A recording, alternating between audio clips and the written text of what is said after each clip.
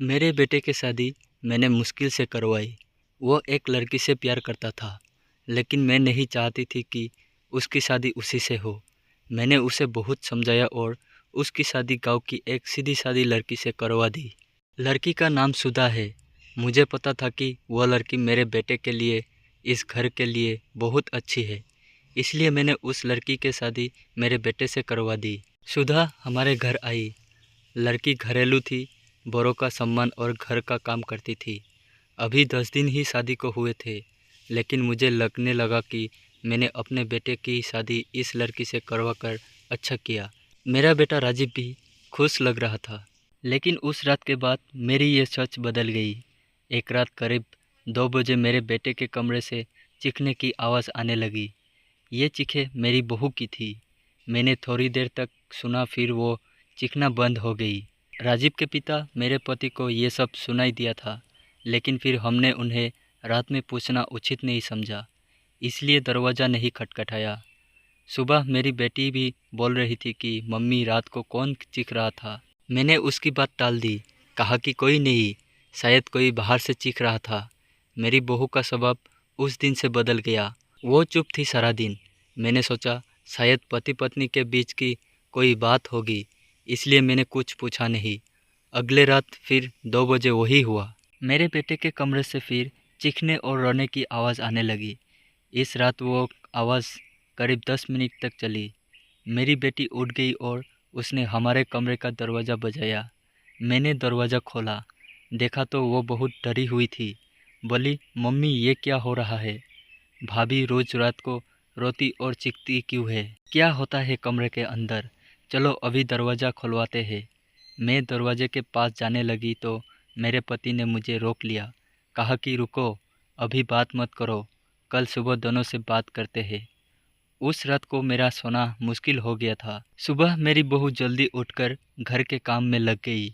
मैं सुबह अपने बेटे के कमरे में गई। उससे पूछा कि क्या बात है, रात को बहू क्यों रोती है? उसका चेहरा पूरा उतरा हुआ था। बोला, कुछ नहीं। उसकी बातों से और आंखों से साफ दिखाई दे रहा था कि वो कुछ छिपा रहा है। उन्होंने फिर उससे पूछा, लेकिन वो कुछ नहीं बोलकर घर से बाहर चला गया। मैंने मेरी बहू से पूछा, वो कुछ काम कर रही थी। उसको देखकर ही ऐसा लग रहा था कि जैसे रात में ठीक से सोई नहीं है। आंखें साफ बता रही थी। मैंने उससे पूछा, क्या हुआ, तुम रात को रो क्यों रही थी? वो बोली, रो रही थी कब? नहीं, मैं तो सो रही थी और मुझे तो कोई आवाज़ नहीं आई। आप क्या बात कर रही है? उस कमरे में ऐसा क्या हो रहा था? ये बात या तो मेरी बहू जानती थी या बेटा, लेकिन दोनों ही कुछ नहीं बता रहे थे। पर दोनों के चेहरे से साफ पता चल रहा था कि कुछ है जो ये दोनों छिपा रहे हैं। लेकिन क्या? अब जब भी रात आती मुझे नींद ही नहीं आती, क्योंकि आधी रात को फिर वही होता। बहू जोर से चीखती और रोती। मेरे मन में कोई सवाल थे, क्या होता है उस कमरे में? फिर एक रात करीब 2 बजे मेरे घर में वो हुआ जो मैंने सोचा भी नहीं था। मेरी बहू रात को कमरे से बाहर आई। वो कमरे से निकलकर जा रही थी। उसे कुछ होश ही नहीं था। बाल खुले थे और वो घर के चौक में आकर बैठ गई। जोर से चीखने और रोने लगी। हम सभी घरवाले बाहर आ गए। मेरा बेटा भी कमरे से डरा हुआ बाहर आया। बहू की ऐसी हालत देखकर हम सब ही डर गए थे। मैंने मेरे बेटे से पूछा कि ये क्या है? वो बोला, बस माँ देख लो, ये रोज़ रात 2 बजे ऐसे ही क्या करती है। मैं आप लोगों को क्या बताता। सुबह जब उसे पूछता हूँ तो उसे कुछ याद ही नहीं रहता है। बोलती है, मैंने तो कुछ नहीं किया। बहू जब थोड़ी देर बाद शांत हुई तो मेरा बेटा उसे कमरे में ले गया और सुला दिया। मैं सोच रही थी कि ये क्या है। मैंने मेरे बेटे को कहा कि तू उसे उसके घर छोड़ आना सुबह।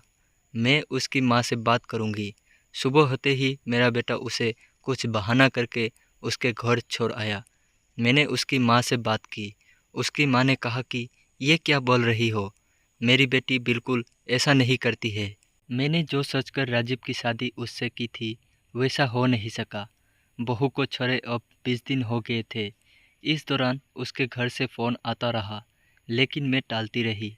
मेरा बेटा भी कह रहा था कि मेरे वो दिन कैसे निकले हैं मैं ही जानता हूँ। मैं उसे वापस नहीं ला सकता। कहीं उसने मेरी जान ले ली तो क्या करोगी? मैंने उस पर फिर ज़्यादा दबाव नहीं डाला, पर मैं अपने आप को कोस रही थी कि मैंने अपने बेटे की शादी उस लड़की से क्यों करवा दी। अब मेरे घर में कोई नहीं चाहता था कि वो वापस आए। इन्हीं सब बातों में 3 महीना निकल गए। फिर एक दिन अचानक ही मेरी बहू अपने सामान के साथ वापस मेरे घर आई। वो आते ही मुझसे कहती है, माँ जी, मैं जानती हूँ कि आप मेरे बारे में क्या सोच रही है, लेकिन सच क्या है ये आपको नहीं पता। उसकी बातों से मुझे लग रहा था कि कुछ है जो वो बताना चाहती है। मेरा बेटा घर आया और उसे देखकर गुस्सा हो गया। कहा, ये यहाँ वापस आ गई। मैं अब यहाँ इस घर में नहीं रह सकता, मैं जा रहा हूँ। मेरी बहू ने उसी समय कहा, क्यों, सच सामने आ जाएगा इसलिए डर रहे हैं? बताइए सबको सच क्या है। मैं उस तरह से क्यों क्या करती थी? बेटा बोला कि क्या सच? सच ये है कि तुम पागल हो और रोज़ रात उस तरह से करती हो। बहू बोली कि माँ जी, आज अगर सबसे ज़्यादा दुखी और परेशान है तो वो और कोई नहीं, मैं हूँ। मैंने अपने पति की बात मानी, उन पर विश्वास किया। मैंने कहा, तुम कहना क्या चाहती हो? फिर मेरी बहू ने जब बताया, उसे सुनकर मेरे पैरों तले ज़मीन खिसक गई। वो बोली कि आपके बेटे ने मुझे पहली रात से ये नाटक करने को कहा था, लेकिन मैंने नहीं माना। वो कहते हैं कि हम दोनों अलग बड़े शहर में जाकर रहेंगे। उसने कहा, अगर ऐसे नहीं किया तो मेरे घर वाले मुझे नहीं छोड़ेंगे, लेकिन तुम इस तरह का नाटक करोगी तो वो डर जाएंगे और फिर हम अलग रहेंगे। पहले मैंने बोला कि यहाँ सबके साथ अच्छा है, लेकिन फिर जब वो मुझसे बात नहीं करते थे तो मुझे उनकी बात माननी पड़ी। और फिर मैंने जब सब नाटक किया तो इन्होंने मुझे घर छोड़ दिया। मुझे आप सभी की नज़रों में पागल और ना जाने क्या साबित कर दिया। उसके बाद मेरा फ़ोन भी नहीं उठा रहे। मैं उनका वहाँ मेरा घर इंतज़ार कर रही, लेकिन वो नहीं आए। मैं समझ गई कि उन्होंने मुझे बेवकूफ़ बनाया है, मुझसे झूठ बोला है। ये मुझे अपनी ज़िंदगी से भगाना चाहते थे। मैं इस बात को समझ गई। अब मैं खुद ही इनसे दूर चली जाऊंगी, लेकिन मैं चाहती थी कि सच आप सभी के सामने आ जाए। मुझे बहू की बातों पर पूरा विश्वास हो गया था। मेरा बेटा बोला, तुम्हें इसे रखना है तो रखो। मेरा शादी तुमने उससे नहीं की होने दी जिससे मैं चाहता था, और इस गांव की लड़की से करवा दी। मैं चाहता था कि ये भी यहाँ से चली जाए। तुम परेशान हो, सोचो कि ये मैंने क्यों किया। अब भी मैं इसे अपनी पत्नी नहीं मानता। मैंने मेरे बेटे को कहा कि बेटा, तुझे इस घर में रहना है या नहीं, इसका फैसला तू कर ले। मेरी बहू इस घर में ही रहेगी, और जो इसे इसका हक और इज्जत नहीं देगा वो इस घर में नहीं रह सकता। तू इस तरह की साजिश कर सकता है, वो भी सिर्फ अपनी माँ से बदला लेने के लिए। एक भली लड़की को कुछ भी करने को कह सकता है, पर बेटा ज़रा तू सोच, तूने इसे जो करने को कहा इसने किया। अपने बारे में और किसी के बारे में कुछ नहीं सोचा, सिर्फ तेरे लिए सोचा। सोच, ऐसी पत्नी कहाँ मिलेगी? तू बहुत बड़ा अभागा है जो इस लड़की को छोड़ेगा।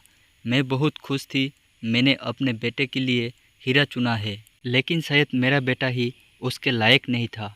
मैंने मेरी बहू को प्यार से गले लगाया। मेरा बेटा भी कहीं नहीं गया। थोड़े समय तक ज़रूर नाराज़ रहा, लेकिन मुझे पता था उस लड़की से कई प्यार किए बिना कैसे रह सकता था। आखिर धीरे धीरे सब ठीक होने लगा। आपको ये कहानी कैसी लगी कमेंट करके हमें ज़रूर बताइए, और इस तरह की कहानी सुनने के लिए हमारे चैनल पर बने रहे।